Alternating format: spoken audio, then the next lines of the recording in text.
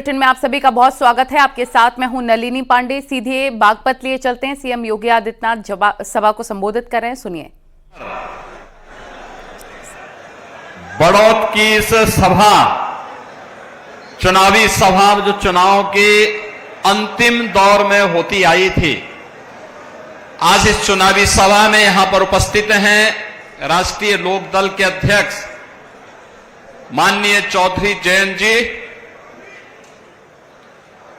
प्रदेश सरकार के हमारे मंत्री श्री अनिल कुमार जी, श्री केपी मलिक जी, राष्ट्रीय लोकदल के महिला विंग के प्रभारी श्रीमती चारू चौधरी जी, जिनका भाषण आपने अभी सुना। और देखो, आप सबके लिए, जितने भी यहां पे बड़े चौधरी हैं, इन सबके लिए खतरे की घंटी भी है। अब की महिलाएं आगे आ जाएंगे तो आपको खेतों तक ही सीमित रहना पड़ेगा। उन्होंने कम शब्दों में कितने अच्छे ढंग से अपनी बात रखी और सचमुच उनके इस भाषण के लिए मैं उनका हृदय से अभिनंदन करता हूं।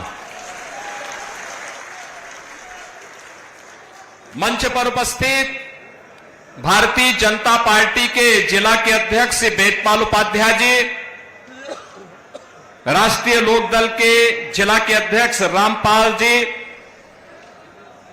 लोकसभा के प्रभारी डॉक्टर अशोक नागर जी, भारतीय जनता पार्टी के प्रदेश के मंत्री और प्रभारी बागपत चंद्रमोहन जी, लोकसभा के संयोजक पूर्व विधायक जितेंद्र सतवाई जी, सह प्रभारी उमेश राणा जी, सूरजपाल गुजर जी, माननीय विधायक योगेश धामा जी, माननीय विधायक अजय कुमार जी, हमारे सभी माननीय विधायकगण और भारतीय जनता पार्टी लोकदल के हमारे अत्यंत लोकप्रिय प्रत्याशी डॉक्टर राजकुमार सांगवान जी और उपस्थित बागपत लोकसभा क्षेत्र से जुड़े हुए सभी उपस्थित भाइयों और बहनों, आज यहां पर लोकसभा चुनाव के द्वितीय चरण में हम सब यहां लोकदल के प्रत्याशी डॉक्टर राजकुमार सांगवान के पक्ष में आप सबसे अपील करने के लिए आए हैं। बहनों और भाइयों, डॉक्टर राजकुमार सांगवान को जयंत चौधरी जी ने प्रत्याशी बनाकर के एक विरासत को बड़ी मजबूती प्रदान की।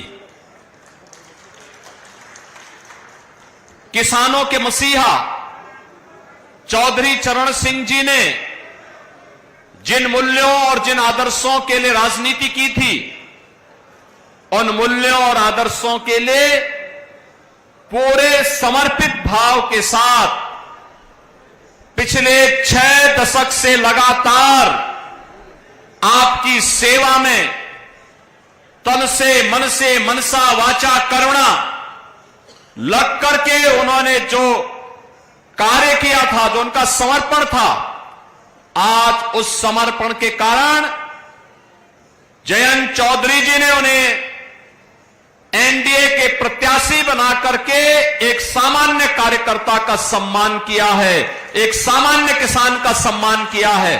और सचमुच इसके लिए प्रधानमंत्री मोदी जी और चौधरी जयंत जी को मैं हृदय से धन्यवाद देते हुए, आप सबके प्यार के लिए, जो स्नेह आपका डॉक्टर राजकुमार सांगवान जैसे कार्यकर्ताओं को मिल रहा है, इसके लिए भी मैं आप सबका हृदय से आभार व्यक्त करता हूं, धन्यवाद देता हूं।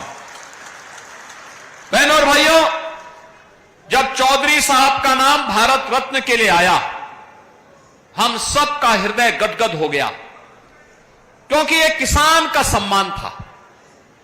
हमारे अन्नदाता किसान का सम्मान होगा तो देश समृद्धि के नए सोपान को प्राप्त करेगा। और चौधरी साहब पहले राजनेता थे देश के, जिन्होंने कहा था भारत की समृद्धि का मार्ग गांव के खेत और खलियान से होकर के जाता है, और अन्नदाता किसान की आवाज देश की संसद में और प्रदेशों की विधानसभाओं में गूंजी थी।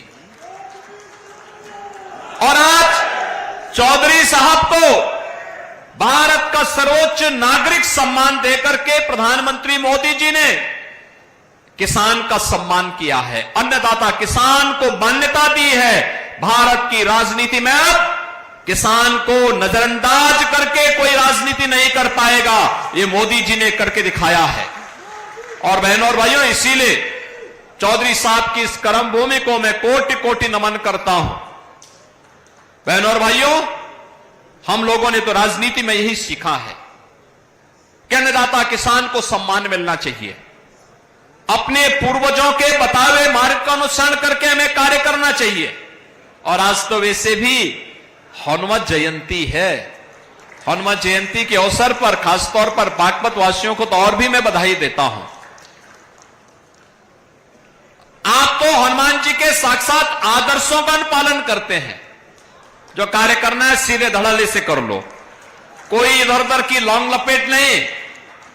और मुझे लगता है ये जो बागपत की पहचान है, किसी के प्रति राग द्वेष नहीं, मजबूती के साथ मूल्यों और आदर्शों के लिए सम विषम परिस्थितियों में लड़ना, कार्य करना, अपने नेता के साथ मजबूती के साथ खड़ा होकर के लड़ना, कार्य करना। बहनों और भाइयों, ये बहुत मजबूत स्थिति है, अच्छी बात है। मैं आज इसीलिए आपके पास आया हूं, चुनाव चल रहे हैं, कोई संदेह नहीं कि डॉक्टर राजकुमार सांगवान यहां से अब विजयी न हो, एकदम विजयी होने जा रहे हैं, कोई संदेह नहीं। आपका जो स्नेह मिला है, चौधरी साहब की आवाज, चौधरी चरण सिंह जी की, चौधरी अजीत सिंह जी की आवाज, भारतीय जनता पार्टी और राष्ट्रीय लोकदल की आवाज, अब बागपत के माध्यम, बागपत की इस आवाज को डॉक्टर राजकुमार सांगवान देश की संसद में रखेंगे। लेकिन बहनों और भाइयों, फिर भी कोई चुनाव या युद्ध हमेशा जब तक परिणाम न दे दे तब तक हमें उसके लिए निरंतर प्रयास और तैयारी के साथ काम करना होगा।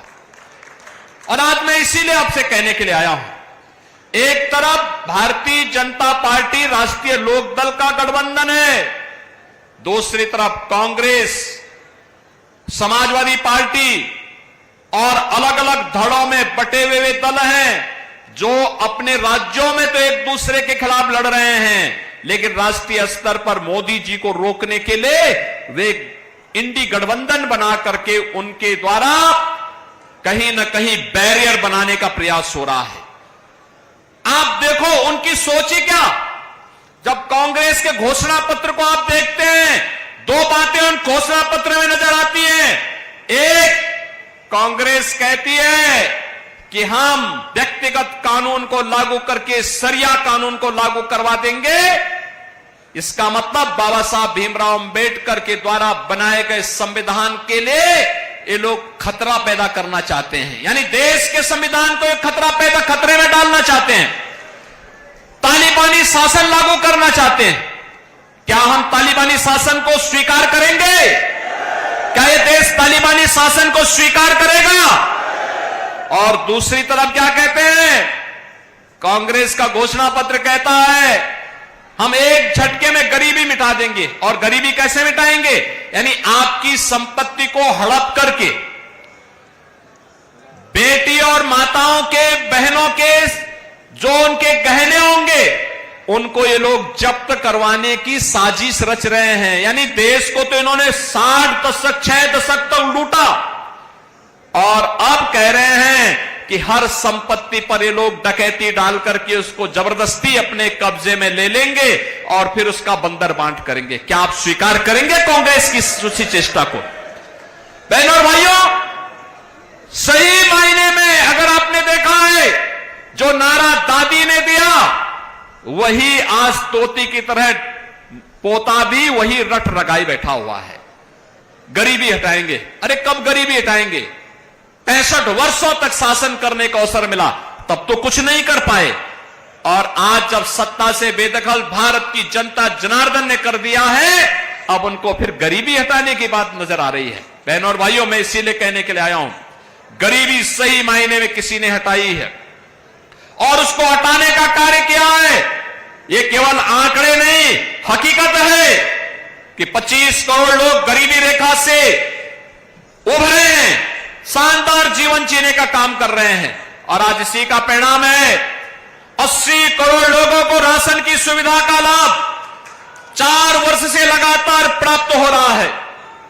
बहनों और भाइयों, 60 करोड़ गरीबों को देश के अंदर 5 लाख रुपए की आयुष्मान भारत में स्वास्थ्य बीमा का कवर मिल रहा है और उत्तर प्रदेश में तो हमने व्यवस्था बनाई कि हमारा कोई विधायक, कोई पदाधिकारी या पीड़ित भी अगर बीमार है और मुझे एक पत्र भेज देता है तो मैं सीधे जनधन अकाउंट में उसका पैसा भेज देता हूं, कहता हूं भाई उपचार कराओ, चिंता पैसे की मत करना, परिवार के ऊपर बोझा मत आने देना, उसकी जिम्मेदारी हम लोग लेंगे। आखिर हम सत्ता में बैठ के क्या कर रहे हैं? यही हमारा काम है, हर पीड़ित के साथ खड़ा होना। ये लोग क्या चाहते हैं? कांग्रेस के लोग ये आपकी संपत्ति को हड़पना चाहते हैं और ये तो समाजवादी पार्टी और कांग्रेस का पुराना इतिहास है, ये तो यही इनका इतिहास है। वे अपने लिए जीते हैं। आप देखें, यही उदाहरण है जब राष्ट्रीय लोकदल को अवसर मिला, उन्होंने राजकुमार सांगवान को बागपत जैसी प्रतिष्ठित सीट पर, जो चौधरी साहब की कर्मभूमि है, वहां पर उन्होंने अपना प्रत्याशी बनाया और समाजवादी पार्टी को अवसर मिला तो समाजवादी पार्टी ने क्या किया? अपने ही परिवार के सभी लोगों को टिकट दे दिया, किसी बाहरी व्यक्ति को नहीं दिया, सारे टिकट अपने परिवार के लोगों को। बहनों और भाइयों, मैं इसीलिए कहने के लिए आया हूं आपसे, 50 करोड़ गरीबों के जनधन अकाउंट खुल गए, 12 करोड़ किसानों को प्रधानमंत्री किसान सम्मान निधि का लाभ मिल रहा है, 12 करोड़ गरीबों के घर में शौचालय बन गए, 10 करोड़ गरीबों के घर में उज्ज्वला योजना के रसोई गैस के सिलेंडर पहुंच गए, 4 करोड़ गरीबों के मकान बन गए और अगले 5 वर्ष में 3 करोड़ अन्य गरीबों के मकान बनने हैं। इसके लिए अभी से घोषणा हो गई है। बहनों और भाइयों, हर घर नल की योजना हो या फिर हर व्यक्ति को सुरक्षा की गारंटी। याद करिए, पहले देश के अंदर जहां कहीं भी विस्फोट हो जाता था, आतंकी विस्फोट होता था, निर्दोष लोग मारे जाते थे, सुरक्षा बलों के जवान शहीद होते थे और अब तो जोर से पटाखा भी फट जाए ना तो पाकिस्तान सफाई देता, कहता नहीं मैंने नहीं किया है, क्योंकि उसे मालूम है कि अगर उसने कुछ किया तो फिर उसको लेने के देने पड़ जाएंगे, जान बचानी मुश्किल हो जाएगी अब, क्योंकि अब एक मजबूर नहीं मजबूत सरकार है मोदी जी के नेतृत्व में। और इसलिए बहनों और भाइयों, हम सब आपसे अपील करने के लिए आए हैं। एक ही अपील है, यह देश आपका है, जीवन आपका है, सुरक्षा आपकी है और वोट भी आपका है। वोट गलत जगह जाएगा, आतंकवाद का पुराना दौर लेके आ जाएगा। वोट गलत जगह जाएगा तो माफिया राज और आतंकवाद फिर से लेके आ जाएगा। वोट गलत जगह जाएगा, किसानों और गरीबों के हकों पर फिर डकैती पड़ेगी। वोट गलत जगह जाएगा तो बेटी और व्यापारी फिर असुरक्षित होगा। लेकिन वोट आपने भारतीय जनता पार्टी और सहयोगी दलों को दिया तो यह आतंकवाद को तो सीमा पार ही निपटा देगा और माफिया और अपराधियों को उसकी माद में घुस करके भी राम नाम सत्य की यात्रा में भेजने का काम भी करेगा। गरीब और किसान के हक पर, नौजवान के हक पर कोई डकैती नहीं डाल पाएगा, बेटी और व्यापारी की सुरक्षा में कोई सेंध नहीं लगा पाएगा और यही गारंटी एनडीए आपको देने के लिए आया है। भारतीय जनता पार्टी राष्ट्रीय लोकदल का गठबंधन देने के लिए आया है और यही चौधरी चरण सिंह जी का आदर्श भी हम सबके लिए है। और बहनों और भाइयों, इसीलिए हम लोग आए हैं कि जब नल चलेगा तो ही कमल खिलेगा और इसीलिए नल चलाने के लिए हम लोग आए हैं। बागपत लोकसभा सीट पर नल पर हमें वोट देना है। ये हैंडपंप, यहां पर राष्ट्रीय लोकदल का चुनाव चिन्ह है। आप सभी सहमत हैं? सभी सहमत हैं? सभी लोग सहमत हैं ना? इस वोट की कीमत को समझना है। और जो यहां पे चारू जी ने कहा, याद रखना, याद रखना, घर गृहस्थी, खेती बाड़ी देश से बढ़कर के नहीं है। हमारे लिए सबसे पहला मेरे देश है। मेरा देश सुरक्षित रहेगा तो हम सुरक्षित रहेंगे, मेरा देश समृद्ध होगा तो हम भी समृद्ध होंगे। इस भाव के साथ हमें कार्य करना है। इसी के लिए चौधरी चरण सिंह जी ने जीवन जिया था। और बहनों और भाइयों, मैं भी इसीलिए आपके पास आया हूं, आपसे कहने के लिए, मैं ये कहने के लिए आया हूं आपसे कि देश के लिए हमें वोट करना है। वोटिंग होनी है, अच्छी वोटिंग होनी चाहिए। पहले मतदान और फिर जलपान। सहमत हैं? सभी लोग सहमत हैं? सभी सहमत हैं?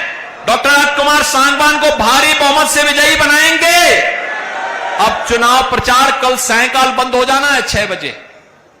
परसों केवल 1 दिन का समय मिलेगा। अब ये जो 2 दिन, कल और परसों 2 दिन का समय है, घर घर आप जाएंगे, नल का समर्थन करेंगे, राष्ट्रीय लोकदल और भाजपा के प्रत्याशी राजकुमार सांगवान को भारी बहुमत से विजयी बना करके देश की संसद में भेजेंगे। चौधरी साहब की इस विरासत को मजबूती प्रदान करेंगे। तो फिर मेरे साथ बोलेंगे, भारत माता की, भारत माता की, भारत माता की। मेरे बागपत के भाई और बहनों, मैं आपसे कहना चाहता हूं, माननीय योगी आदित्यनाथ जी तीसरी बार हमारी लोकसभा में आए हैं। एक बार जोरदार तालियों से माननीय योगी आदित्यनाथ जी। तो बागपत में सीएम योगी आदित्यनाथ को आप सुन रहे थे, जहां पर धुआंधार प्रचार प्रसार सीएम योगी आदित्यनाथ का जारी है। और दूसरे चरण में मतदान को लेकर बीजेपी पूरी तरीके से कमर कसती हुई नजर आ रही है। हर तस्वीर आपको दिखाएंगे, लेकिन यहां रुकना होगा।